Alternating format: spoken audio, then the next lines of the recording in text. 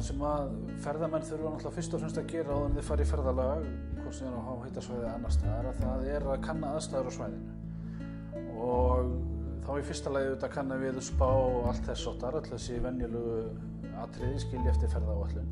En þá þarf náttúrulega líka að hafa það í huga þegar menn ferðast háhitasvæði að þú ert með öðruvísi land undir fótum, við getum bara orðað að beint þannig. Þú ert með staði þar sem þú getur stigið niður úr, sérstaklega þú ert að ferðast á snjó, þá getur verið hiti undir snjónum, þannig að snjólagið er 10 metrar og svo bara 5 metrar til austurs og þá er snjólagið kannski orðið metri. Þannig að þú þarft að þekkja svæðið mun betur heldur en kannski bara venjulegt fjall sem er grjóthart berg undir allan tíman.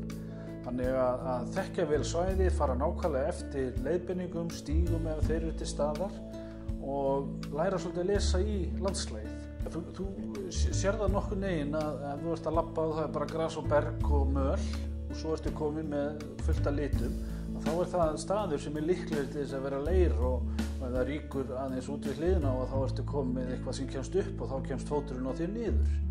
Þannig að þetta er sambland af almennri skynsemi, sem er ekki alltaf almenn, og að lesa í landslag og aðstæður. Og þetta er mjög mikilvægt að háhitasvæði. Háhitasvæði eru mjög hættuleg ferðamönnum. Yfirborðið er óstöðugt í kringum hverina og það er mjög erfitt að sjá hvar er óhætt að stíga niður fæti og hvar ekki.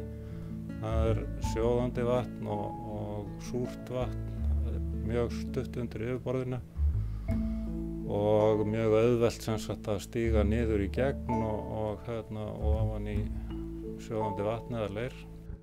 Slys á háhitasvæðum á Íslandi eru nú sem betur ekkert mjög algeng, en þau eru þó til og slys á háhitasvæðum eru kannski líka slys þegar þú ert að koma að og frá háhitasvæðum, vegna þess að mikið af þessu svæðum er upp á hálendi og þetta er aðdráttur af bæða sumar- og vetrarlagi. Slys sem að verða á þessum háhitasvæðum eru svona, við getum sagt þau séu minna alvarleg heldur en alvarleg. Þetta eru auðvitað oft bruni, en oft er þetta líka bara fótbrot og þess háttar við. Þú rennur á leirnu við að fara í heitulaugina og dettur á grjótið og svo framvegis. Þannig að þetta eru líka þannig áverkar og við erum með svæði hérna bara Reykjadalur, þar sem er umtalsvert af svona útköllum.